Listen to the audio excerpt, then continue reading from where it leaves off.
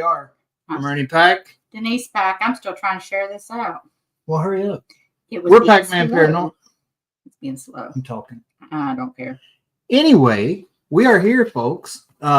We took off last weekend because we had a big weekend. Hello, Sandra. I'm going to start bringing these up while you're talking. There's Eric. We had a big weekend last weekend. Big Daddy Andy in the house. Kaylee in the house. She was here last weekend. Last weekend was the Get Haunted Trifecta 2.0 event. We had it here in West Point, Kentucky at Fort Duffield and had folks come from 9 different states. It's hard to believe. I didn't count all that up. They did. Yeah, 9 different states. I could list them, but there were 9 different states represented here last weekend. And I think everyone had a good time. We got a few people here tonight that were guests at that. And I'm going to bring them up before you start yelling at me to bring them up. Because you'll talk half the night and we won't get anybody on the screen. I won't talk half the night. There is Sean Ghikas. I got that pronunciation right because I got it straight from him. Bill Bryan. What's up? And there's Tanya Gilroy. So there. And you need to move her back from behind the... Okay. She's not hidden right now. She's good. She's good. But how are you folks doing? Great. Pretty good for a Sunday. Yeah. Yeah, you know, making it. Good. So you're all ready to move to West Point, Kentucky, I understand. Oh, yeah. It's tempting. It's beautiful. It's gorgeous. It's a gorgeous state. There's a lot to do there, and one weekend definitely was not enough time. So, Well, Agreed. Fully agreed. Yeah, people hear of Kentucky and they're like, Kentucky, you know, and especially even in the paranormal realm. I mean, paranormal or not, there's a ton of stuff here to do. Yeah, there really is. So last weekend we had the Trifecta event. All you guys were there. Sean from the Paranormal Nut podcast. Give me your overall assessment without getting into specifics. How'd you enjoy your visit? So it was a lot, and by the end of it, I am emotionally, mentally, physically, and paranormally just tapped. Like, you know, it was just one thing after another, and we were pretty, you know, we had some things planned prior too, and we were just hitting it every place we went, everything we did. It was always something going on. It's like, what's going on here, you know? And I'm just like, a lot of head scratches, but awesome. The best part was the people, obviously, right? I mean, I like ghosts, but, you know, getting to meet everyone else, you know, obviously I was with Bill and Tanya. We had Get Haunted Rob, Sarah. We had you. We had Squatch Man, worth the trip alone, Greg Yost. You know, a lot of the Get Haunted family and some other extended people, and some people I think it was not really even part of Get Haunted, but just came because they saw it and they were cool. I talked with a lot of them.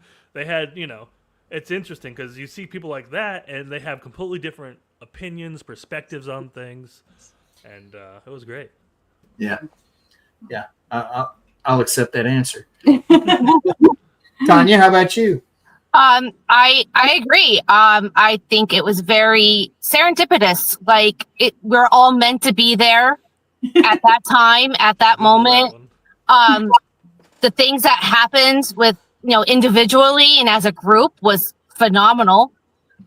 It was just, this was my first trifecta. I missed last year. So this was just really like right up my alley. I was so excited. And I think I got everything I wanted that night. That was really amazing. Cool. Let's not listen to Bill. You want to ask Bill?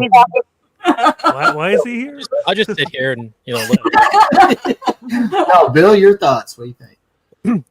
The entire weekend was just so much fun. We had a blast during 100% of it, except for driving home through Ohio. There was a lot of traffic. Ohio sucks. Yeah. But aside from that, though, it was our first. It wasn't our first time in Kentucky, but it was our first time in that part of Kentucky. Our first time at the Ditto House. First time at Fort Duffield. and it was just so much fun. These guys hit all the high points. Christopher Lee Jensen and Squatchman and just all the people there. It was just so much fun. I hope we do it again next year because we will be there once again. Oh yeah. We told Rob we're welcome to have it here anytime. It's just, I don't know if he's wanting to move to different places or if he still has us in mind. So yeah, he has to come here. I'm going to put it in the contract.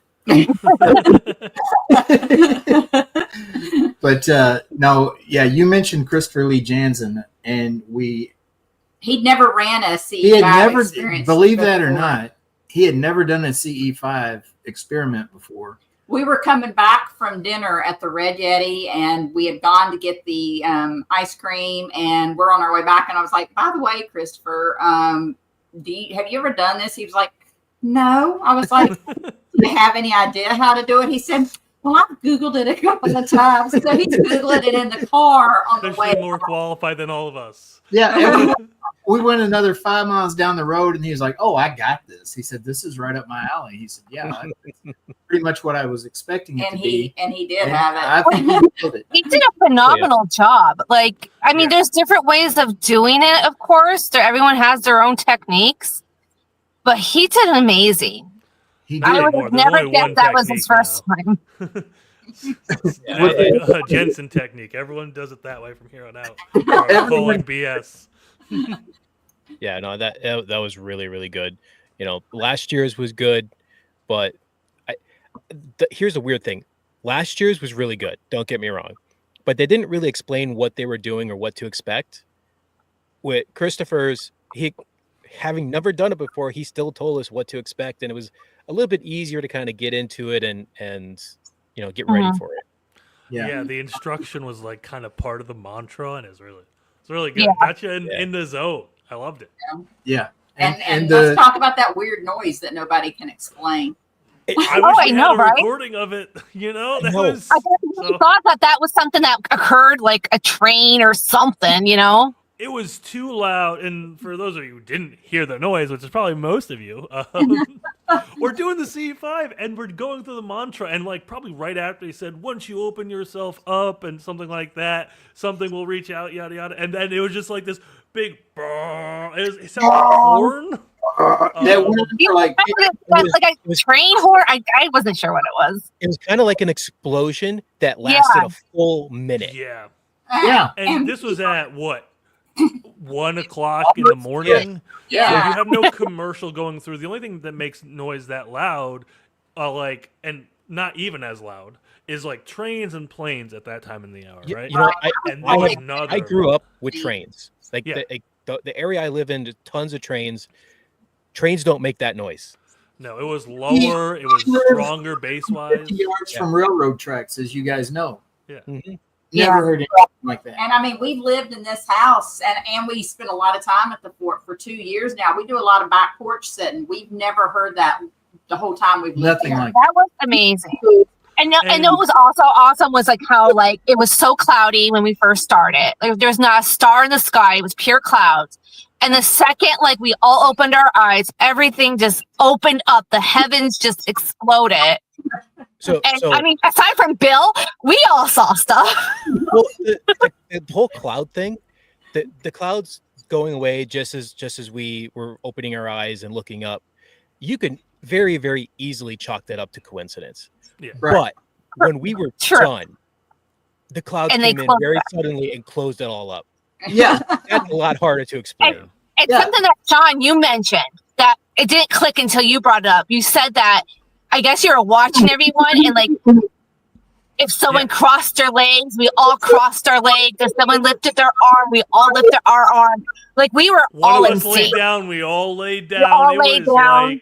And there wasn't one single leader or anything. It was just someone would kind of change their position, and no one's watching each other. I'm just I'm looking at everything, and and everyone's in sync. And I pointed it out to Trevor, and he was like, "Oh, weird," Yeah. Creepy, really. Yeah. The hive mind. Definitely. Yeah, we we're all on the same wavelength connected at that point. Yes. Yeah, and that was the whole point. It was to get us all to that wavelength. He said it right out. I'm going to get you all To equal. the same level. Yeah. Yep. Those rose quartz singing bowls. Oh my god, They're phenomenal. I love them. amazing. Yeah. If We they want weren't so to access expensive, so I would bad. have They're them. so expensive. Gonna start a GoFundMe for Paranormal Nut to get Yeah, that rose was quartz probably singing bowls. about $10,000 worth of singing bowls. They had. Yeah, Yeah. Easily. and they can go up higher than that too. It's ridiculous. But no, I was just blown away by it. When I got to admit, I cheated. He told us not to open our eyes until he said to. I have ADD. I was all over the place. You're the reason that the aliens didn't come. That's your fault. I was, I was trying to be still. I told Ernie, I said, you need to just leave me down where Squatch Man. I am not productive up here. And he was insisting that I come up there. And I was just like this the whole time. but when that, and the roar started right after they started with the singing bells, if you remember, or the singing bowls, because it started out with just Christopher walking around with the triangle and the chimes. And then when they started with the singing bowls, when that happened, I had to open my eyes, folks, because I fully expected the mother. I'm pretty sure all of us did at that point. I did not, because I was like, you know what? Pac-Man's Paranormal's got me. If there's a plane crashing on us, he's going to save me. Completely trust him right now. Boy, you were sadly mistaken. He runs like a girl. I have never ran in my life. I'm Bigfoot charged Gladys. I did not run. I took cover. Behind the van and pulled out the 45. Very different. As one would do when something large and unknown is running up the hill at them, unless they're an idiot. Yeah. See what it was. Yeah, that's another story. But anyway, so yeah, we had that happen. And of course, we got to spend some time with the Squatch Man, the one and only Greg Yost. Even if you have no other experience when you're with that man, sitting and listening to his stories, listening to him talk, it's all worth it. Yeah, he's a character. Yeah. I mean, something. Rob's been telling me for a year now. He's like, you have to meet Greg Yost. You have to meet Greg Yost. So when the Trifecta 2.0 was announced, I'm like, well, I guess I got to go because Greg Yost is there. And I did not regret meeting him at all. No.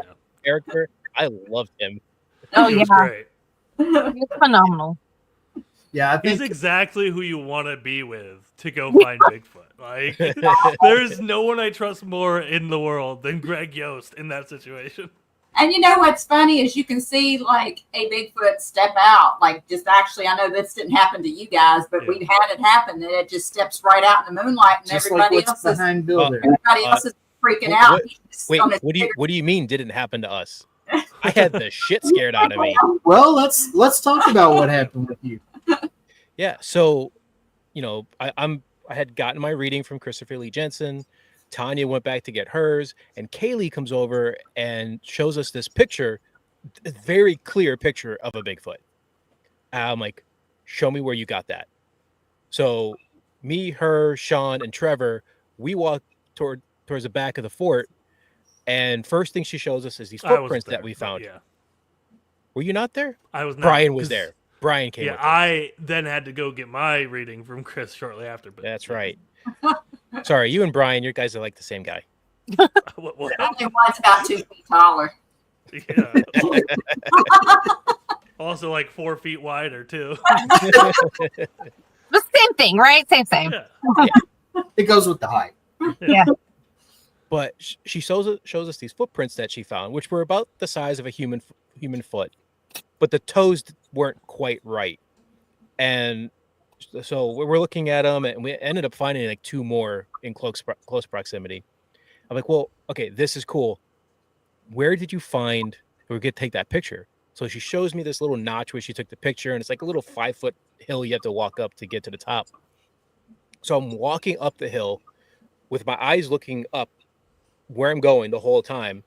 There's nothing there. And then all of a sudden, there was the very, very clear outline of this guy behind me. Like you could see through it, but it's a very clear outline of it. And it was there for about 2 seconds, and then it was gone. And I swear my heart stopped during those 2 seconds. I was absolutely shocked, terrified, and just excited, and it was just overwhelming. And I just stopped, jumped backwards off the hill, and I'm like, I'm sorry, I didn't mean to almost walk into you. I'm gonna let you do your thing. And I walked back to Kaylee. And then I told them what I saw, and Trevor and Bryan just go run in that same direction. Nice.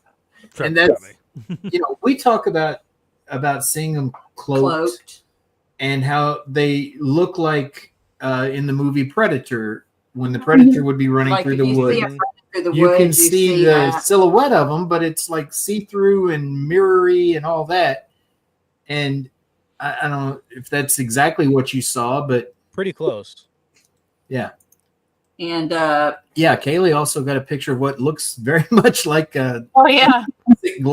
classic gray. Not a I gray. didn't find out any of this till my drive home because for some reason everyone told each other, but I didn't know. I'm like, what?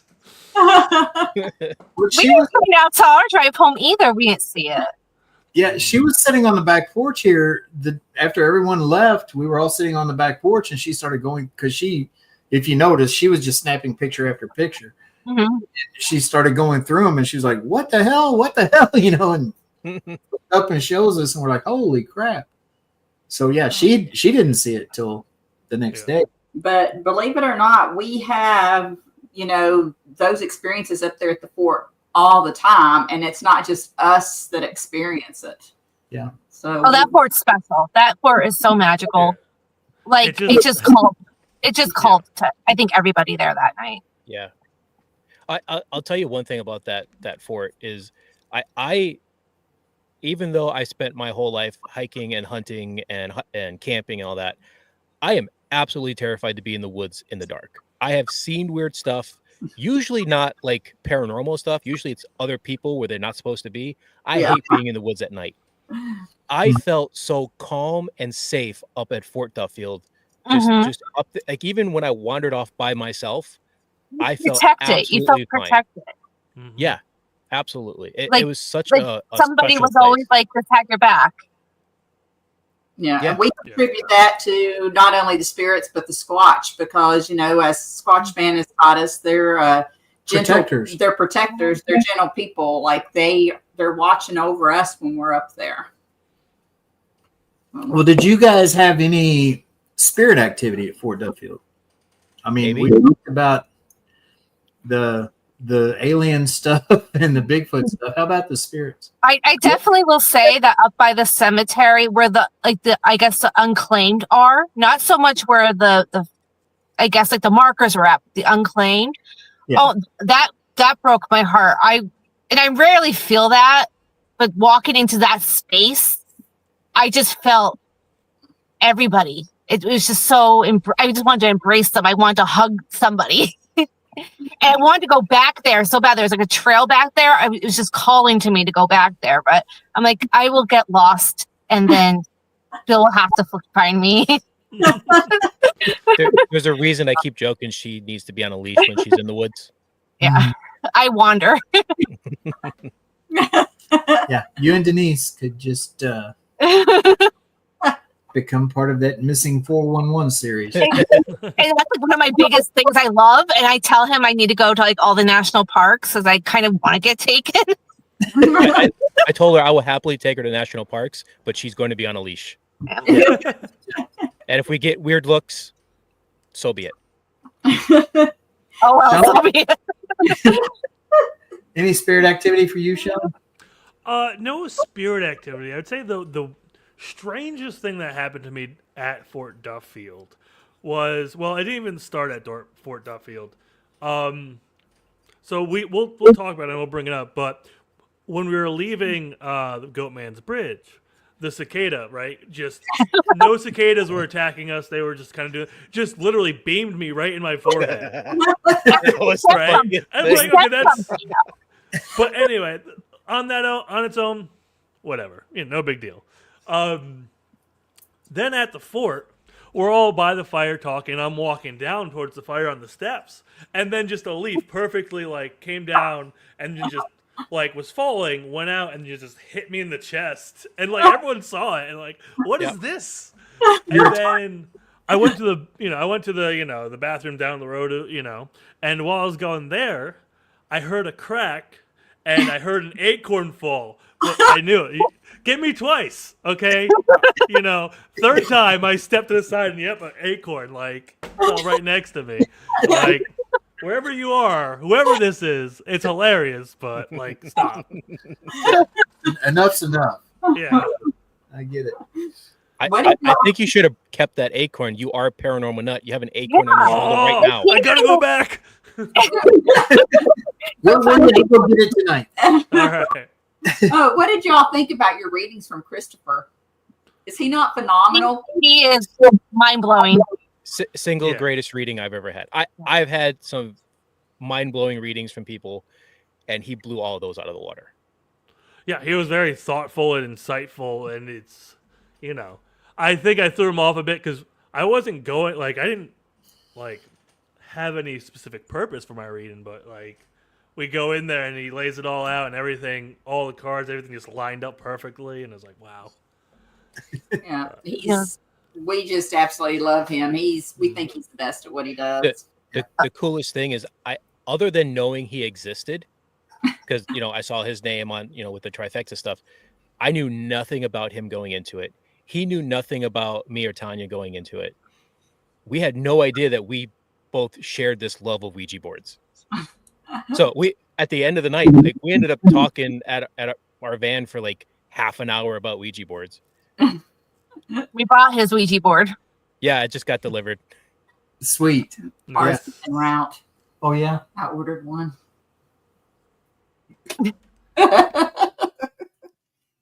Breaking news. That we don't have. Imagine that. You'll be all right. You just have to pick up some overtime. I just have. Okay. You got it. You're good. Yeah, no problem. Thanks, Denise. That's great. So anyway, that's the show for tonight, folks. I'm gonna go grab a DV charge, and no, he wouldn't. And does anybody on the screen think he's gonna get a DV charge? Really? no, I would clearly be. I'm sure he's paying off the cops. That's fine. All right. Let's go back to before you guys even came to the Ditto house. You stopped at Goatman Bridge. Yeah. So, planning this trip, I'm talking with Bill, and I'm like, I'd really like to do something else. We got a whole weekend, and not that there isn't a lot going on, but we got there Friday, and I was leaving Monday. So Bill did some quick researching, and he found Goatman's Bridge, and I think we both kind of looked at it and go, "Oh, this is a nice urban legend. We'll go check it out," and didn't give it much substance. Didn't give it kind of its due, if you will. And so, what is it? It was Friday during the afternoon. No, Saturday morning. Saturday morning. That's right. Afternoon because of how slow everyone was, and by everyone I mean me. But What, slow? More like you got there at the same time as Kaylee and Trevor. Saw them walking down the trail in the right direction. You're like, this isn't right. Immediately assumed they were wrong and went the opposite way. Honestly, 9 out of 10 times assuming Trevor is wrong would go well for you. I guess he was with Kaylee, so it kind of canceled it out. But anyway, so we go to the trestle. We, I have, as some of you know, I have a YouTube. And so I'm making the video. I'm having Bill explain what Goatman is because I don't want to actually do the work for my YouTube channel when I can just get Bill to do it, right? So doesn't even pay me. Well, there's anyway, moving on. so we go, we don't trespass, first of all. You never want to trespass there. It's gated and you don't want to go up to the trestle. But the woods next to it, we kind of go in there and there's that little creek. And we, my experience in investigating is more for the paranormal with spirits and with ghosts and human intelligences. So I go, well, let's come at this from a ghost hunter angle and see what we can get from that, because there are a lot of people who've died here and they might have something to say. Mhm. So we get a lot of hits on Spirit Box. We get a lot of communication. We did, We did Necrophonic. We did some of the other apps that do that bring words up, like Spirit Talker and that. We got some names too. I think some names. we of the got some deceased. names that matched up, and we won't. There is, when you're dealing with things that are recent, we're not gonna dig up people's, and that probably won't even make the YouTube. But because when you deal with things that are recent, you don't want to Mhm. bring up any old memories for people. Right. But we actually, looking into it, when we really got there, we started to realize how heavy this really was. And every time we brought up the name Goatman or kind of referenced Goatman directly, all the cicadas would freak out. They Yeah. would be dead Go quiet. quiet. Somebody would, dead quiet. Somebody says Goatman, and they all start going off. Yeah. And so we had a few cool, interesting things happen. I won't go into too much about that because, people got to watch the video, right? But I will share some things. Trevor pulls me up, and he's got my camera, and he goes, "Hey, do a quick outro." And Bill's right behind me, and I start giving my final thoughts, and Bill's like, "Trevor, camera now!" And he's baffled. Tanya's the only one who's actually responding. Grabs the camera, and we pull it over, and we see these. If you want to, pull them up. All right, let's do that. You got to add to that. That's what I'm doing, woman. Yeah. So that's you can't see it, but we have it on camera. But if you go to the next one, boom. Boom. So I'm not a footprint expert, but we did some Googling, and that only looks like one set of footprints that I'm aware of, and it's not a deer. That's what I'll say. So I've spent my life in the woods. I have tracked down deer, and when I saw that, my first thought was, "Ooh, a hoof print. Oh, it's just a deer." Well, yeah. Wait, so we that's saw not a that deer. first one. Then we go up the hill a bit further, and sitting on top of the hill, right there, two perfectly good goat footprints. I should have called Squatchman Greg and got the casting, but that's what you need to sell on your site, Bill. Get a quick foot casting, emergency kit. I don't know We if should. you should buy that. We just cast Tanya's foot yesterday. And they broke it, so Yeah. Mm. Well, I didn't. I know you But- did. They did. So we see those footprints and we're like, oh, this is it wants us to stay. And Here's the really weird thing about it. There was a lot of rain that weekend, leading into the weekend. So Mhm. everything was super muddy. There was 4 or 5 footprints, and that's it. If you follow them into the area that's muddier, there's no footprints. And the footprints pointed in 2 directions. One was the direction where Kaylee wandered off in, and we had to send Trevor to go rescue her. And the other right up to the bridge. Mm-hmm. It was yeah. it was weird. Did Squatch And- come down and tell you all his Goatman story when y'all were out back? with him? So during the picnic, I sat down and I talked with Greg a lot. And I'm going to get him to, come on the pod or cut a video for me, and we'll do something. And he's gonna say some things that some people might get mad about, but I think it needs to be said. There's a lot going on there, and it's not just some urban legend that's keep kids off the train tracks kind of thing. It's something's going on there. There's something to it. Yeah. Yeah. Well, we even said, I know you don't want to get too much into it, but we even said that we kind of even start to feel the appeal. Yeah, we can get into that a bit. So Kaylee, she ends up wandering off very far into the creek area. Which we And, got some weird stuff on our equipment as soon as she wandered off. Yeah. Wife, inmate. Prison or something like that. I think she got scratched on the head a bit. Yeah, It she was wasn't actually anything massive, bleeding. but yeah, she she was definitely bleeding. And then me and Bill, like we're, I don't want to say that me and Bill are the most responsible people in that group. The facts will say it. But we were like sitting there like, I kind of want to go up that hill, and it's kind of strange that like we were getting pulled up the hill, like, and we didn't go because it's trespassing. And if you go up there, if a train comes, that's it. We saw the train. We saw the train, what, 3 times? No, I thought 3. Twice or 2 or 3 times, yeah. There's 2 times while we were in the woods, once when we were down. Yeah. So Yes. Yeah. And we keep on saying, like, how can people go up there? Because those trains just keep on coming. Yeah. Like, why? We're like, I have a big fear of heights. I had zero interest in going onto that train until we're just standing there, and all of a sudden I'm like, I really want to go up there. And why the hell do I want to go up there? That's it is crazy. It's a lot of the victims, having grown up and lived in this area my whole life, I've heard of several tragedies around that bridge. And a lot of the people that have died, the people that know them say they were afraid of heights. This is not something they would normally do. Mm-hmm. Yeah. Like you say, they're just drawn to it. We kept finding kind of like trinkets that would make us like stay longer. Like I found like literally a nugget of like quartz rock, and I'm kind of a nerd when it comes to rocks. And I don't know how much of you know this, but gold in quartz definitely looks kind of like gunmetal-ish, right? And I'm looking at this rock. I'm like, there's probably actually gold in this little rock, and we found like a fossil, like things that would keep you there when we were.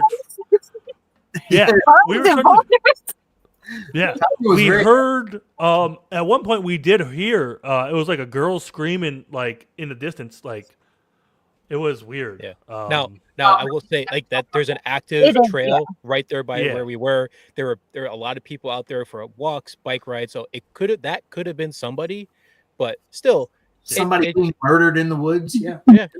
Well, it was the timing of all of it, because we'd be like, all right, we got what we came here for, plus a lot more. Let's get back out to the trail, and then something would happen to keep us there. The last thing was the tracks, and at that point, we started realizing what was going on, and we're like, we really need to get out of here before this starts to escalate.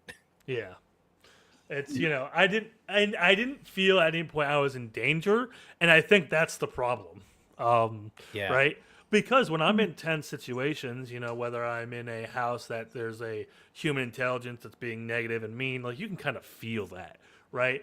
Or when I'm, just out and about in the woods at night or something, generally like your instincts kick in, like my adrenaline's up. I'd rather believe that there's, a shadow moving behind that tree than get jumped by a cougar, right? Like that's what our adrenaline's there for.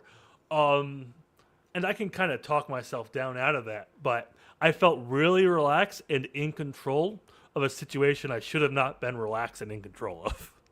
I get that. Yeah. And I think so imagine being up there at night, the appeal. That's what a lot of the kids around here, that's what they do go there. Imagine being a teenager and being, Ernie and I here at night. I can tell you, 20-year-old Sean, that's a very different situation at that point. 20-year-old Ernie would be dancing on the trestle. Yeah. Same. Yeah, I would have been up there if I was younger. Yeah, me too. Well, younger than 20. You almost went up there because there was a bunch of vultures up there. Yeah, I totally would have. I totally would have done that. Yeah, I was like, I want to touch the birds. So, But no, you guys got a lot of sightseeing in. You went to Bernheim Forest, didn't you? The Giants. Saw the yeah, Giants. I did. Yeah, that was gorgeous. Where Tanya again tried to pet a bird. She had to go pet the goslings, and the mother goose was not happy about that at all and started hissing at her. I wasn't upset. I would have pet that too. And we fed the turtles and. Just got to be careful. It was still cool when you all were here, but that is one of the things that's on the news every year is the amount of poisonous snakes that are there. I don't know why there's so many of them there. There's big rattlers there. We were looking for them. We were. They're there. They are there. I mean, we actually did look up the snakes because we're big snake people. We have some of our own, not venomous, but we were looking at what your what snakes were in Kentucky, so we knew what we're identifying and stuff. So we were already on that trail. Yeah. On We snake didn't watch. see any though. We didn't see any snakes. I think it was too just cool. giants.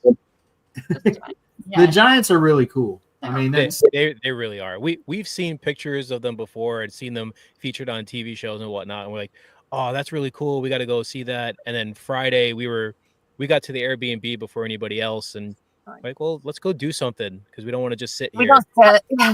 And I within 10 seconds of Googling, I saw a picture of the giant. I'm like, shit, that's where we're going. yeah, and it's like 15 minutes from you. Yeah, it was beautiful. Yeah, we have a lot of neat things. We have a lot of caves, cave canoeing. I mean, there's a lot of things. Civil War history in this area. A lot of different things to I do. went to Planning a trip next year. I went to Cave Hill Cemetery, so you know. Yeah, Cave Hill is pretty awesome. Isn't It is, and you know, like you guys were saying, go, go, go, and I'm like, oh, I don't, you know, I'm so paranormaled out, right? Like, no, it's not even. It's just a cool place to go. Yeah. I walked around, saw Ali's grave. For those of you who do not know, there is no boxing mention at Ali's grave, and you know, so just his deal work with as that. humanitarian, basically. Yeah. So I did that. Fortunately, the Slugger Museum was closed at 4 on Sunday, so I missed it. And then I was like, oh, well, I guess I can go to the distillery. But then I was like, I can't stay too long, you know. But so there's a lot Make of a things to week do. here. Just come down for a week next time. Yeah. So that's the plan, you know. Hopefully, I can wrestle Jim away from his, you know, his child now. And yeah, because there's, I mean, you know, you got the Bell Witch Cave with Black Wolf. Oh yeah, we have to do that. I gotta, Yeah. That was actually like I told Todd. Yeah, right, Todd. Yes. So when I first started Paranormal Nut podcast, the summer before I'd gone out because I've been interested in paranormal my whole life. The summer before 2016, probably the year right before everything went weird in the world, I went on a massive road trip with my friends getting out of college. I just got out of the military, and one of our stops was the Bell Witch Cave. Go in to see it, very interesting. That inspires me to actually kind of get back into the paranormal, kind of on another level, right? So I did like another project before, Haunted Upstate, but kind of make this my own thing.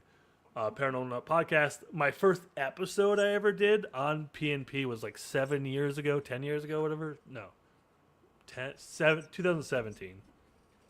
Was a kind of video essay about the Bell Witch Cave. It is currently hidden because that is a horrible video, and the amount of stuff. Yeah, the amount of stuff I know about the Bell Witch Cave now, comparatively to then, though, like it wasn't even telling like the whole truth. So I try not to keep things up when they're not. Well, they have the trifecta at the Bell Witch Cave too, so that would be another idea. Yeah, they have. There's all kinds of activity on that property. It's an amazing place.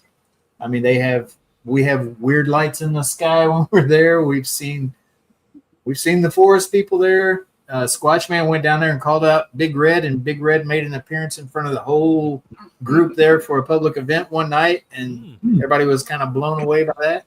Speaking of Big Red, Tanya channeled Big Red. Awesome. So talk about that a little bit. So Sarah, she wanted somebody to do the Gansfield or Estes or something to try to connect with some of the spirits there. So we had the Gansfield equipment. Tanya volunteered to go under. She's sitting at the edge of the forest. She goes under, and we start getting stuff that's not lining up with the spirits.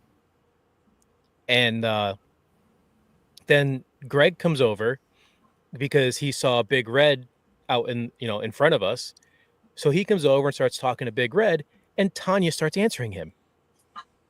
And the look on his face, like, what the hell is going on? But he kept going with it, and they had a conversation back and forth. She gave him a date that was very meaningful to him and his relationship with Big Red. And he's Really? like, "Wait, are you talking about this?" And he gave out, some details of what the event was, and she finished filling in the details and said, "Yeah, that." Yeah. And he's just like, "There's no way she could have known that. What the hell's going on?" Yeah, he was kind of blown away by that. He didn't give us any details on it, but he said it was awesome. And he, he never had done anything paranormal. He was a Bigfoot guy when we met him. We were ghost people. We were ghost people, and we were brought together for a Ghost Hunters Meet Bigfoot. Ghost Hunters Meet Bigfoot. It was a radio show for one of the guest hosts for Coast to Coast AM radio. And we had a minor Bigfoot experience that we weren't sure was Bigfoot, and because we had never been Bigfoot people, and we reached out to this lady who then ended up putting us in contact with him, and that's where we got here. Anyway, when we got together, we started taking him ghost hunting with us occasionally, and he's so intrigued by it, and he's trying to learn himself. So when people are using our paranormal methods, he's fascinated with it. And then if you can communicate with Big Red with our paranormal methods, he's even that much more blown away by it. Yeah, you mentioned breaking out the necrophonic earlier. We did that with him once, and got Greg Yost on the necrophonic. And we said, well, what else does he go by? And it said Squatch Man. Yeah. Wow. With Big Red up in his forest. So Yeah. I mean, that's why we did a trifecta, because it's all supposed, there's all connection there. Everything is connected on some level. We don't really know what we all are experiencing. It could all be one of the same thing, so. Absolutely. And people get so stuck into their little group. Like, I'm just this, I'm just that. Yeah. The biggest discoveries in science in any field is when somebody comes from the outside or something adjacent and they start talking to you. Like, all great discoveries happen at the lunchroom, I guess is like a saying amongst the people at like NASA or like universities. When someone starts talking like about something and someone overhears it, hey, that's and so it's very interesting to see applying methods used to talk with spirits to talk to Bigfoot, which there is a growing community about Bigfoot being more of a spiritual entity, right? Right. And I am admittedly struggling with that currently. I mean, we've talked about this. I've always been a Bigfoot is flesh and blood. yeah, Last year's trifecta made me more open-minded to it, and I'm still trying to process what I saw last week. But even in our personal, like with me and you, Bill, like with our personal experiments, we've gotten things where they said like Bigfoot and aliens were connected and stuff like that. Yeah. Remember? I know. Yeah, it that was weird. really all because we've been talking about how ghosts and aliens are connected and things like that, and it's really, at what point is this all just some form of higher energy, right? That it's just taking different forms and shapes, Yes. One of my theories is that aliens communicate through spirits, because we're going to be more receptive to a human spirit than we would an outside being. Right. Yeah, we wouldn't be as scared of a human spirit as we would a gray standing over in the corner. living in this house Exactly. and going to Duffield, nothing surprises me anymore. Some of the things we've seen, I mean, you could tell me, I've said things like if a leprechaun came walking across behind us during the podcast, it wouldn't surprise me at this point. And I mean, seriously, some of the stuff we've seen, I totally did not believe in 5 years ago. Even being a ghost person, there was You know just what I some mean? things that was so far fetched, you just didn't. Things really... like fairies, Yeah. all of these different things. It's like, you're crazy, whatever. Fairies is the thing I'm coming around to, right? So I had a guy talking about duendes, kind of, more of a regional fairy down in like South America and things like that.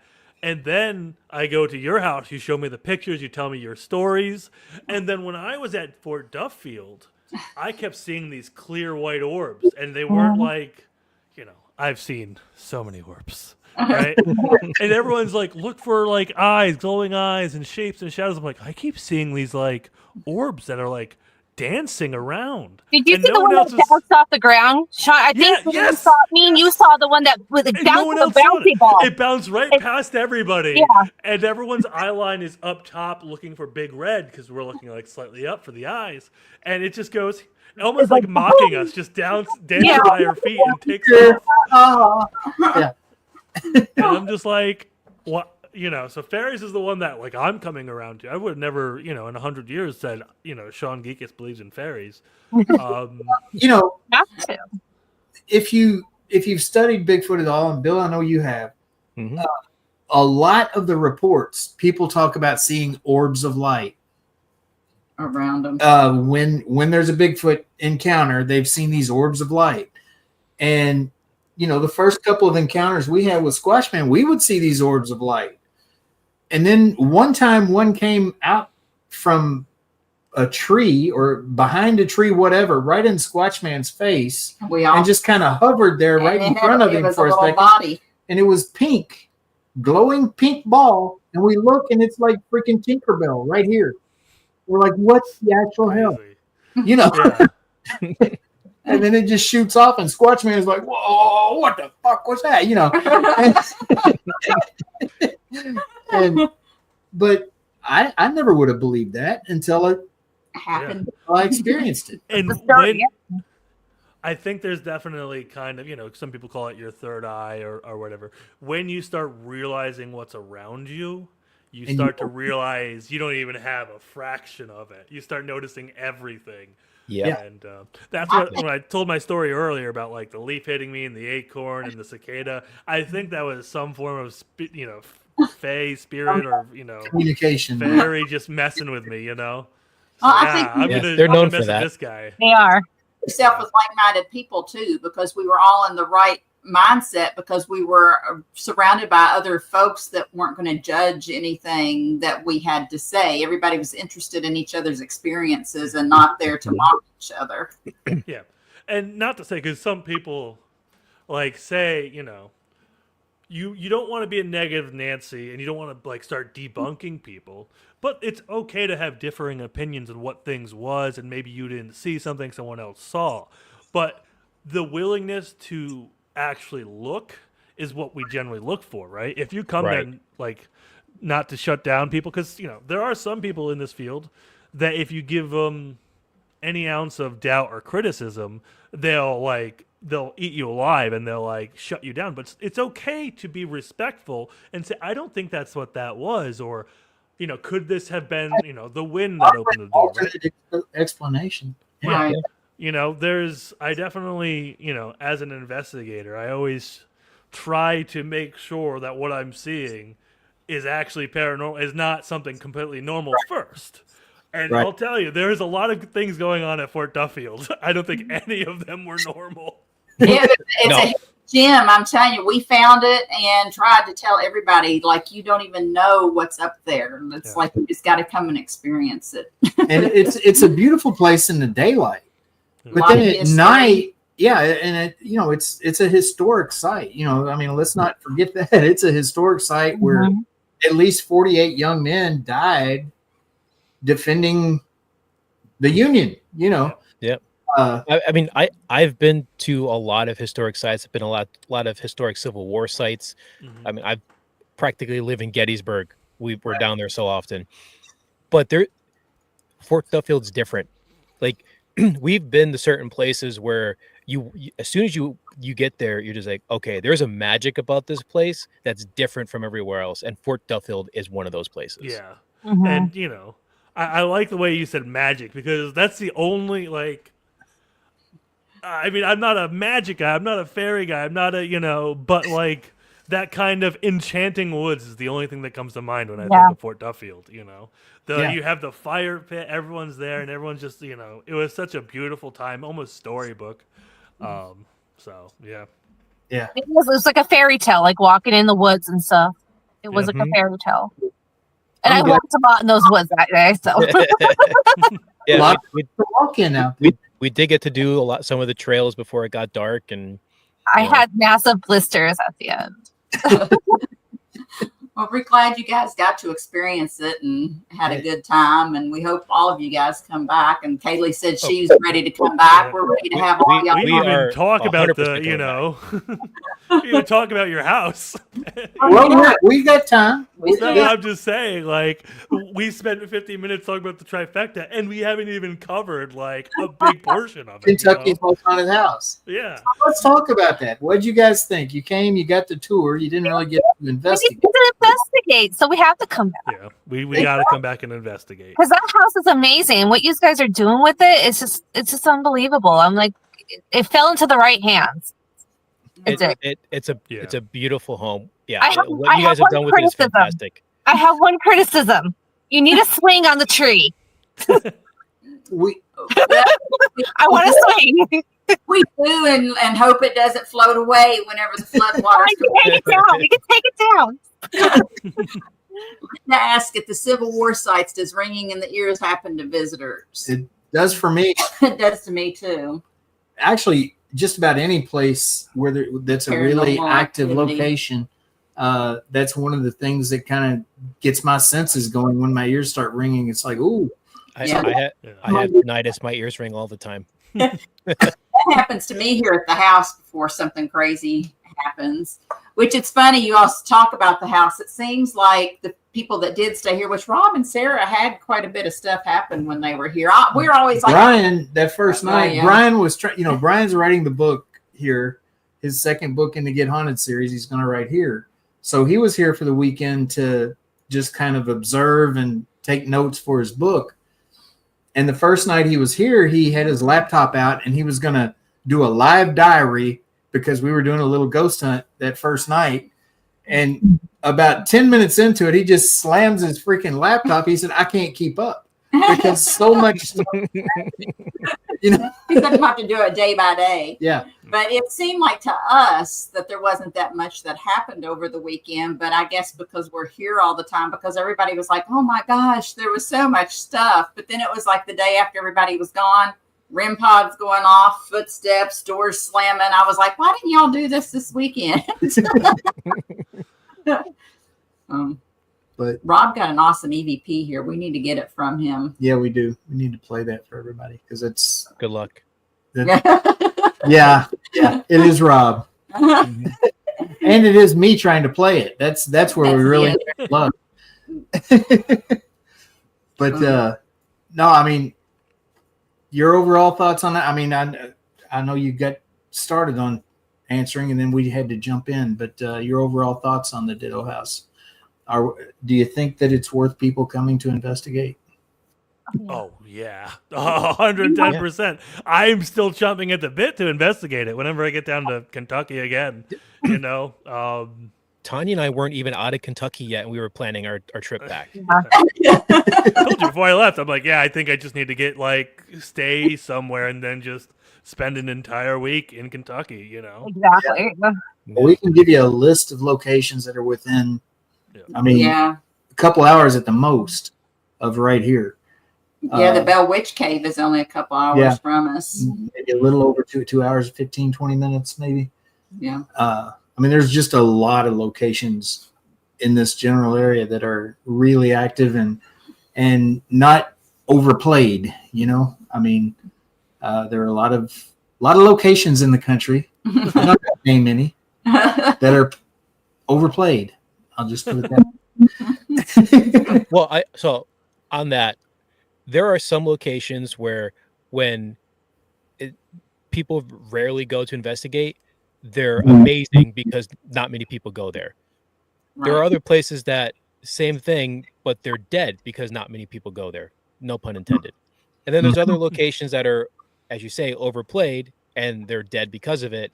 And some locations, and Mid-O is one of them, that it's overplayed, but they kind of thrive on it. Yeah. So it kind of depends on the location because, well, Sean knows. He's been to Mid-O a few times now. Good times. Video next week. Check it out.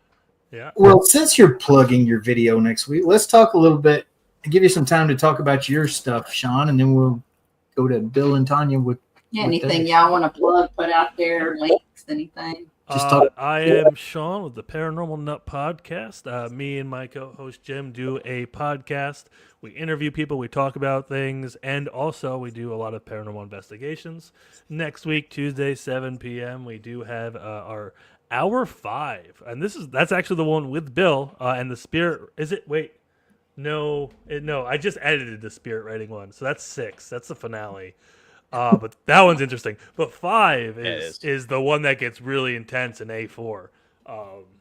So yeah. You can find me on YouTube, Paranormal Nut Podcast, on Facebook at Paranormal Nut, X, TikTok, Instagram, all that stuff. Facebook, I don't know. I'm not a social media person. Are you on the network with your podcast as well? Yep. So we have been taking a slight hiatus since Jim has had the child, and we typically are on Thursdays at 8 p.m. with either an after show of our latest YouTube releases, and we sit there, we talk about it, and we share a lot of the evidence and stuff, or we do a rewind where we throw up one of our older videos that's been on YouTube and just kind of, for people who haven't seen it, throw it up, and we'll be in chat and we'll talk with people, but it's just a video playing. So that's 8 p.m. on the Get Haunted podcast, or Get Haunted podcast program. PPP. PPP. Tanya? No, Bill can do it.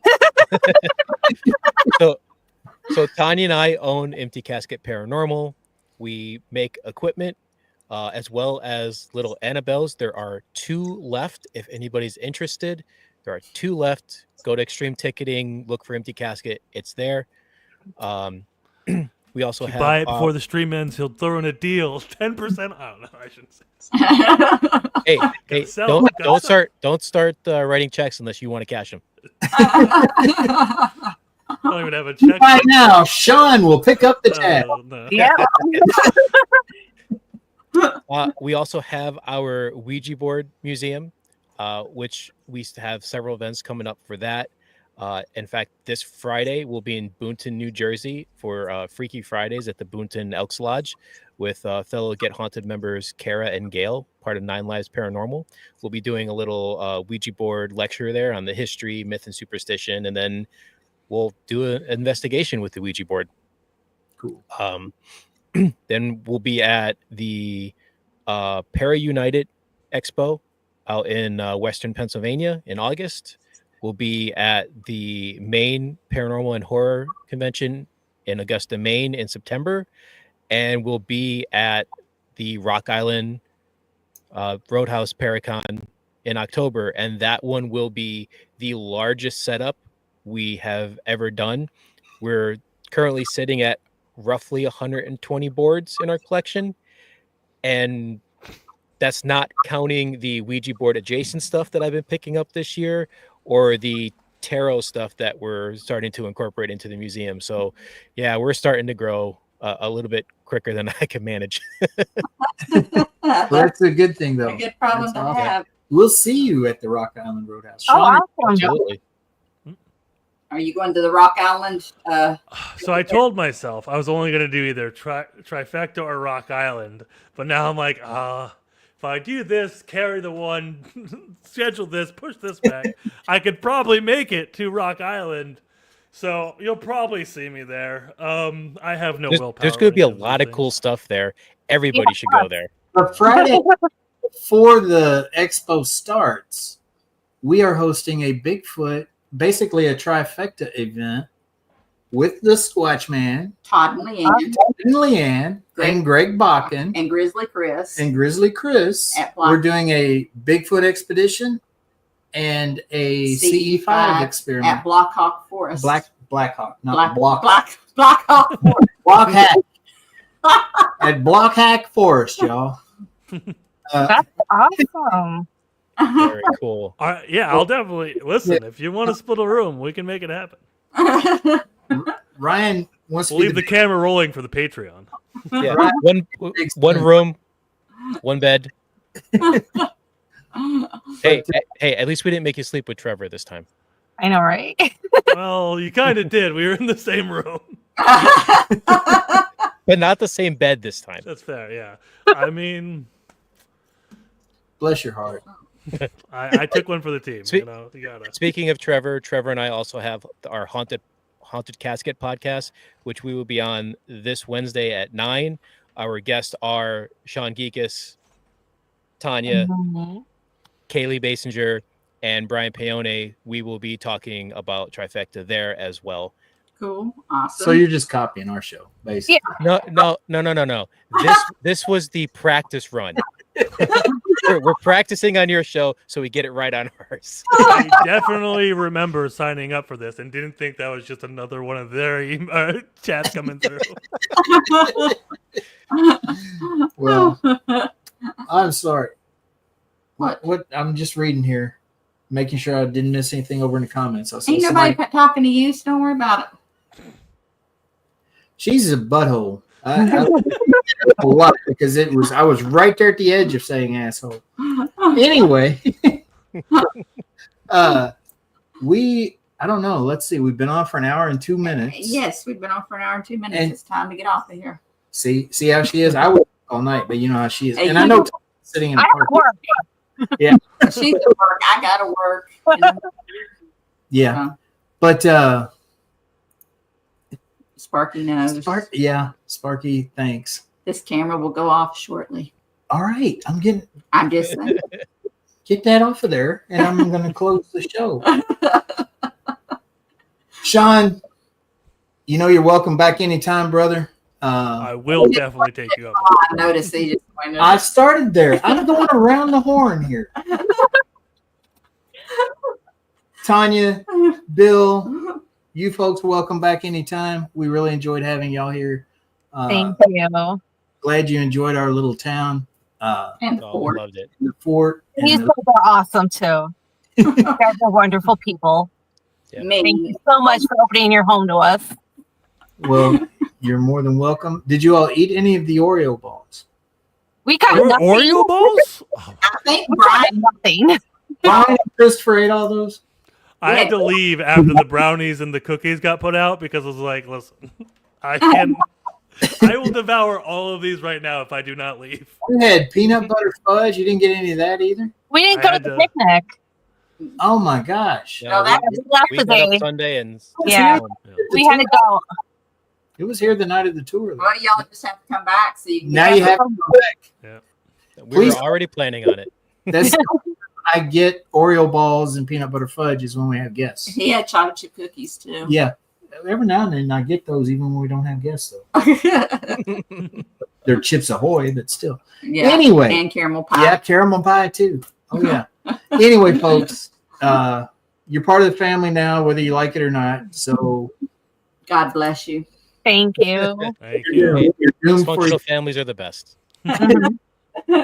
everybody over here in the comments. We appreciate y'all watching and chiming in and helping us keep the show moving a little bit because Denise she's like a bump in the road every time. But anyway, I'm gonna end the Camera's getting ready to go off. I'm you gonna know. end the broadcast here. We're still on.